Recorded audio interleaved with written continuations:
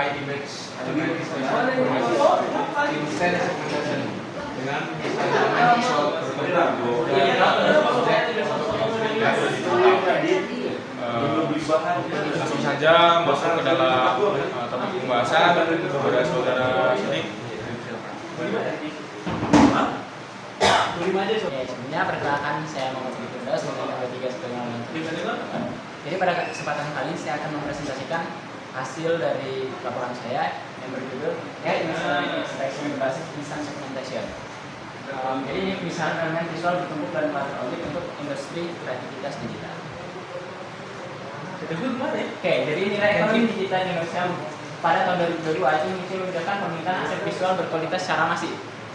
Namun pada pekerja industri kreatif ketika mengedit gambar, biasanya mereka melakukan ekstraksi gambar, itu memisah komponen-komponen yang ada di dalam suatu gambar. Untuk waktu ekstraksi manual atau objek kompleks menggunakan pen tool atau magic wand, waktu berlipat ganda 100 detik di mana rentangnya tuh dia 15 sampai 40 menit untuk rata-ratanya. Jadi tujuan dari yang akan saya buat ini itu adalah untuk memberikan kesempatan otomatisasi dalam melakukan ekstraksi elemen visual dengan presisi yang tinggi. Jadi sebenarnya ada beberapa tantangannya untuk ekstraksi visual yang nyata. Yang pertama itu adalah objek bertumpuk, sehingga batas antar entitas atau elemen di tiap visual itu dia tidak jelas. Itu membuat sistem bakal memisahkan visual secara mandiri. Lalu latar belakang yang ramai, karena latar belakang yang ramai tersebut itu menyelidikkan isolasi objek target dari latar belakang. Itu disebut cluttered background. Yang terakhir itu adalah ambiguitas batas, di mana kesamaan warna, variasi, tekstur, dan pencahayaan ekstrim yang mengaburkan kopi objek. Sehingga terkadang untuk pemisahannya, karena warnanya sama, dia tergabung dengan komponen yang lain. Berikutnya adalah pemetaan masalah dan solusinya. Yang pertama adalah deteksi dan pemisahan di objek kompleks. Jadi saya akan mengimplementasikan menggunakan Neuralink segmentation sebagai vector instance utama. Setelah itu, untuk resolusi oklusi pada objek bertumpuk, saya akan mengintegrasikan segmen emitting model atau SEM sebagai adaptif mask liner. Lalu untuk ambiguitas dan presisi batas tepi, saya menggunakan mask refinement melalui OpenCV yang morphological operation. Terakhir untuk kebutuhan industri kreatif yang menggunakan aset pakai, jadi hasil akhirnya itu adalah otomatisasi generator dengan format transparan PNG. Jadi karena format PNG dia bisa dipakai di ruang lingkup dan batasan penelitian. Yang termasuk dalam ruang lingkup adalah format citra 2D statis, yaitu JPEG, PNG, BP, dan lain-lain. Lalu kategori objek visual umum dan juga kategori objek visual umum.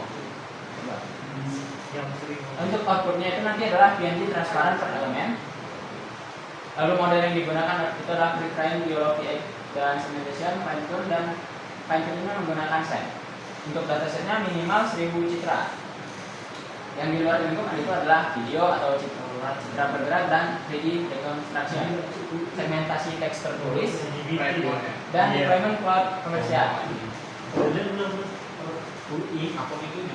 Dan untuk research subjeknya, saya membandingkan dengan beberapa penelitian terdahulu yang saya jadikan referensi dari Max dengan judul Max CNN dari KL.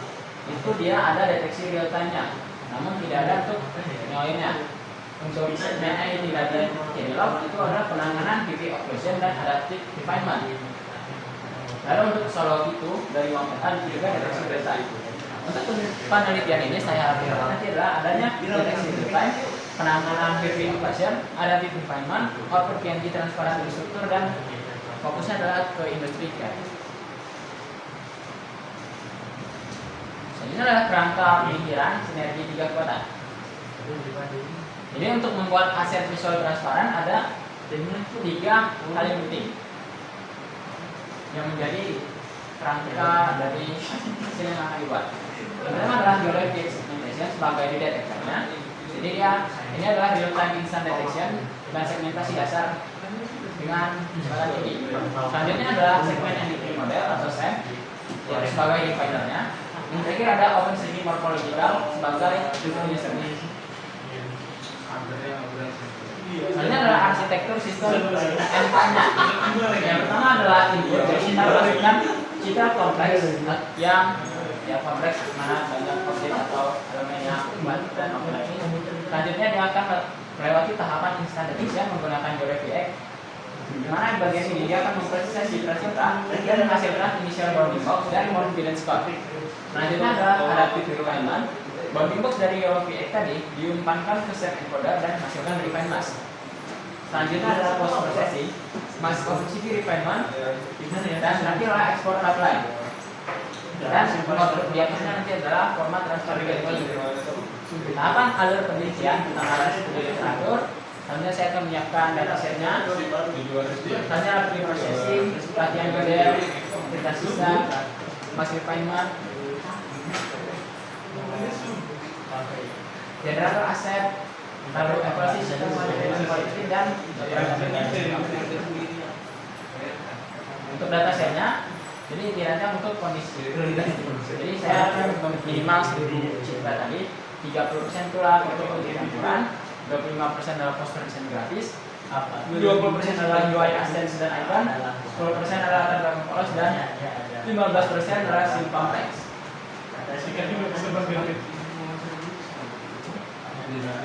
Ini adalah protokol standar penelitian. Jadi ini adalah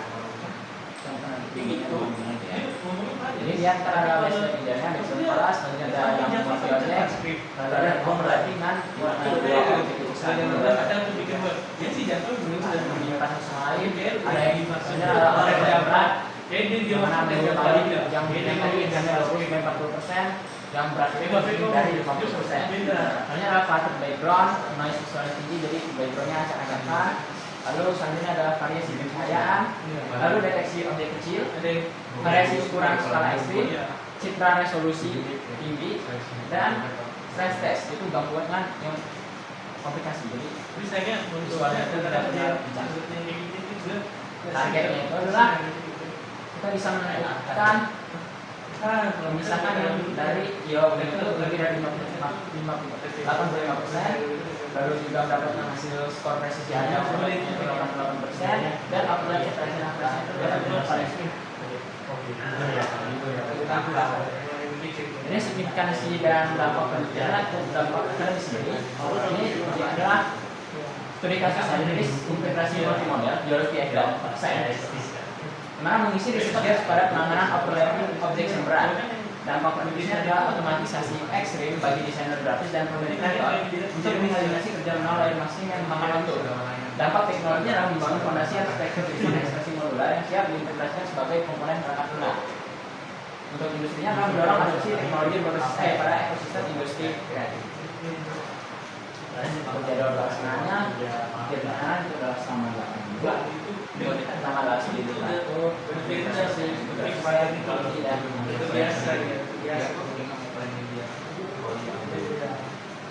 keras. Sekian dari saya kembalikan kepada moderator.